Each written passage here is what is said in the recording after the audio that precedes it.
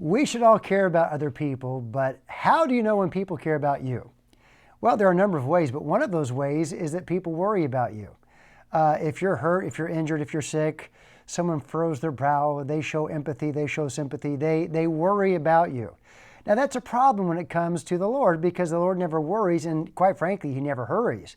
As you see the account of God the Son in the Gospels, He never seems to be in a hurry, and He never seems to be in a worry. And that's problematic, because that's the very way we know that people are concerned about us. Jesus was famously in a boat with the disciples, and the boat was in a storm. So the boat was in the water, that's good. The water was in the boat, that's not good. And the Bible tells us, it indicates that it was a violent storm. The waves beat upon the boat. And the disciples, some of whom were professional fishermen, this is what they did for a living, they were frightened, and well, they should have been.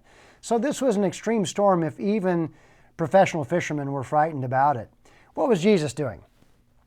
He was asleep. During the storm, He was asleep. The Bible tells us that He was asleep on a pillow, and they awake Him and say unto Him, Master, carest Thou not that we perish? They're kind of assuming that He doesn't care about them. Well, why would they think that? The reason they would think that is because He was asleep when they were fighting for their lives. They were worried and He was not. Now look, if you were God, would you worry about anything? You'd have plenty to worry about if you were given to worry, but if you could do anything and you knew everything, would you really worry? Jesus, God the Son, was not worried. He was asleep. Now, did that mean that He didn't care? To the contrary, the following verses, He rebukes the storm, by which He was really rebuking His disciples, and He says to them, why did you fear? Why do you have no faith? Well, the reason they thought He didn't care is because He wasn't worried. The reason Jesus said they had no faith may be for a couple of reasons. One, because they did not trust Him that He cared about them.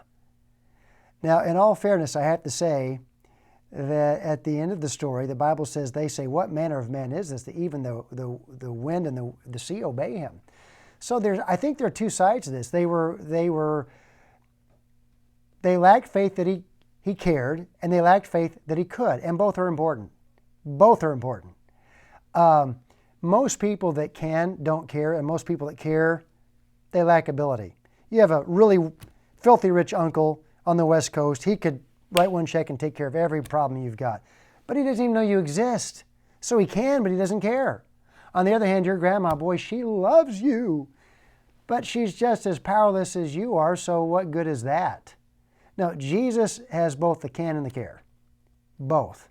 And He's not worried because nothing's beyond His power, but no one is beyond His care. He's both capable and He's caring.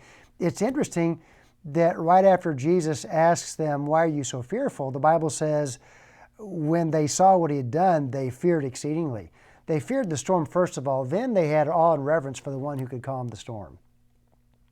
In short, the Lord does not show His concern for you by worrying about things. He shows His concern for you by doing the right thing. Now, I don't always perceive the Lord as doing the right thing because I don't have the big picture. I'm just a person. I'm just a man.